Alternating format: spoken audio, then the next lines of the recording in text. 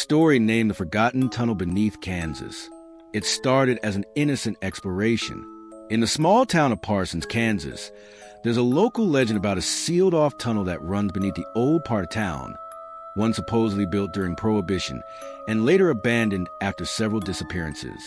Most people assumed it was just a myth, but to 17-year-old Tyler, it sounded like the perfect weekend adventure. He and his best friend Dylan had spent weeks researching it.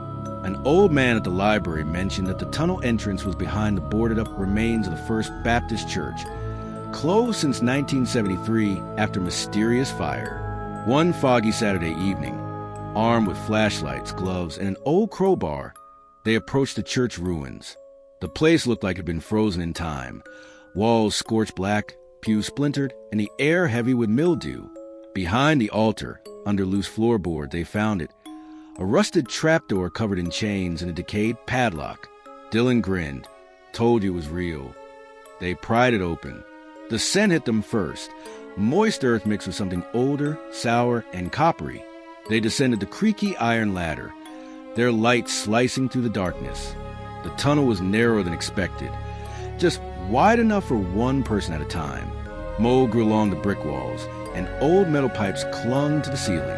A few hundred feet in, they found signs of life. Old cigarette butts, discarded flasks, and even a broken chair. Someone had been down there before. Recently, Tyler's voice echoed. Think it was a hideout? Dylan nodded. Or a prison? They walked deeper. That's when things shifted. The air grew colder, unnaturally so. Their breath fogged. The flashlight beams began to flicker, then dim, despite fully charged batteries.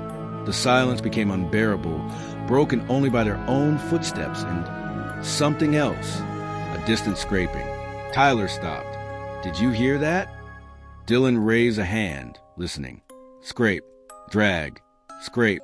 It sounded like something being pulled across stone. Suddenly, Dylan screamed. His flashlight had caught something, a figure standing at the far end of the tunnel. Just for a second, it wore a tattered coat, and its face was wrong, blurred, as if it had been erased or melted. And it didn't walk. It glided. The boys turned and ran. The tunnel, what had felt short earlier, now stretched endlessly. No matter how far they ran, the ladder never appeared. Panic set in. Their lights dimmed to a whisper. Then the voices began. Not words, whispers. Hundreds of them, all around. Some crying, some laughing, some chanting. Tyler tripped and hit the ground hard. Dylan tried to pull him up, but stopped.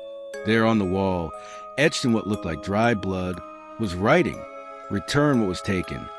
What the hell does that mean? Dylan whispered.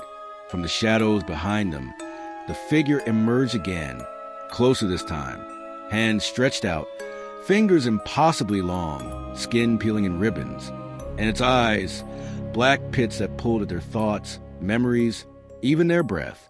Tyler reached into his backpack, searching desperately. That's when he remembered. Before leaving the church, he had taken something from the altar, an old leather-bound Bible, its cover cracked, a keepsake. Without hesitation, he pulled it out and threw it down the tunnel floor. The whisper stopped. The figure paused. Then it vanished, like smoke dissolving into air. The flashlight flickered back to full strength.